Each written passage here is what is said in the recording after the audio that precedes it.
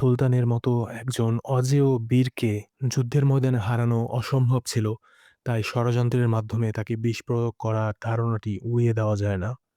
অনেক ঐতিহাসিকের মতে সুলতানের শেষ অসুস্থতা ছিল অত্যন্ত দ্রুত এবং অস্বাভাবিক। মাত্র ১২ দিনের ব্যবধানে একজন সুস্থ সবল মানুষের মৃত্যু অনেককেই সন্দিহান করে তোলে।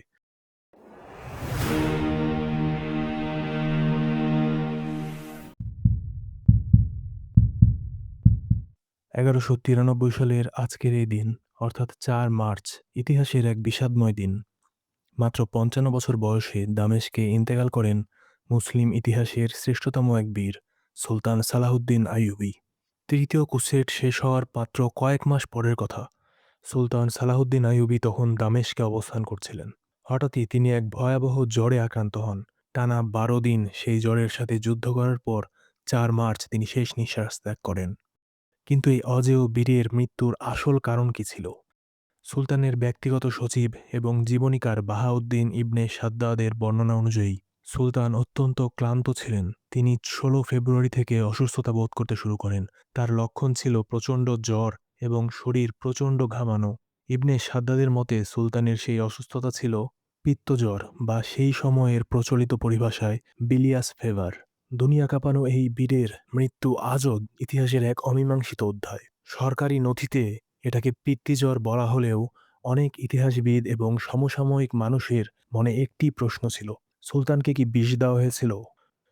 সুলতানের জীবনের সবচেয়ে বড় শত্রু ছিল ক্রুসেডার এবং কুখ্যাত গুপ্তঘাতক দল হাসাসিন বা অ্যাসাসিনরা।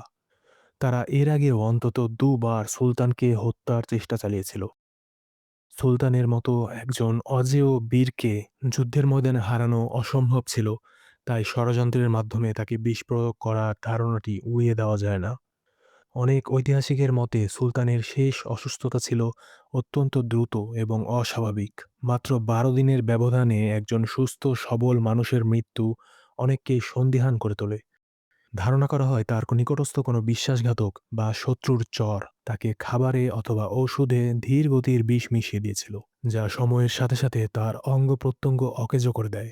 আধুনিক গবেষকদের একদল মনে করেন এটি টাইফয়েড ছিল, কিন্তু অন্য দল মনে করেন সেই সময়ের বিষগুলো এমনভাবে তৈরি করা হতো যা জ্বরের লক্ষণ তৈরি করত। এবং ইতিহাসের নথি অনুসারেও হাসাসিনরা বিভিন্ন ধরনের বিষ তৈরিতে খুবই খ্যাত ছিল। সুলতানের মতো একজন ব্যক্তিত্বের ক্ষেত্রে ষড়যন্ত্রের গন্ধ থাকাটা অস্বাভাবিক কিছু নয়, কারণ তিনি ছিলেন ক্রুসেডারদের পথের সবচেয়ে বড় কাঁটা। তিনি শুধুমাত্র একজন দক্ষ সেনাপতি ছিলেন না, তিনি ছিলেন আইয়ুবী সালতানাতের প্রতিষ্ঠাতা এবং ক্রুসেড বাহিনীর ত্রাস। ১১৮৭ সালে হিত্তিনের যুদ্ধে জয়লাভ করে দীর্ঘ ৮৮ বছর পর পবিত্র জেরুজালেম, অর্থাৎ বাইতুল মুকাদ্দাস, মুক্ত করেছিলেন তিনি। বিজয়ী হওয়ার পর সালাহুদ্দিন আইয়ুবী প্রতিশোধ নেননি, বরং সাধারণ মানুষের জন্য অসীম ক্ষমা এবং উদারতার হাত বাড়িয়ে দিয়েছিলেন। তার এই উদারতার কাহিনী ইতিহাসের পাতায় চিরস্মরণীয় হয়ে আছে। শত্রুরাও তার বীরত্বের চেয়ে তার মহানুভবতার বেশি প্রশংসা করত। ক্ষমতার শিখরে থেকেও তিনি ছিলেন বিলাসিতাহীন। মৃত্যুর সময় তার ব্যক্তিগত সঞ্চয়ে এতটাই কম অর্থ ছিল যে তা দিয়ে তার কাফনের কাপড় কেনাও সম্ভব ছিল না। সারা জীবন উম্মার সেবায় নিজেকে বিলিয়ে দিয়ে তিনি আজ দামেশকে চিরনিদ্রায় শায়িত।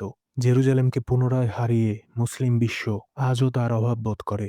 মৃত্যুর সময় সুলতানের বয়স হয়েছিল মাত্র ৫৫ বছর। চিকিৎসকরা আপ্রাণ চেষ্টা করেও তাকে বাঁচাতে পারেননি। তার মৃত্যুতে শোকের ছায়া নেমে এসেছিল পুরো মুসলিম বিশ্বে।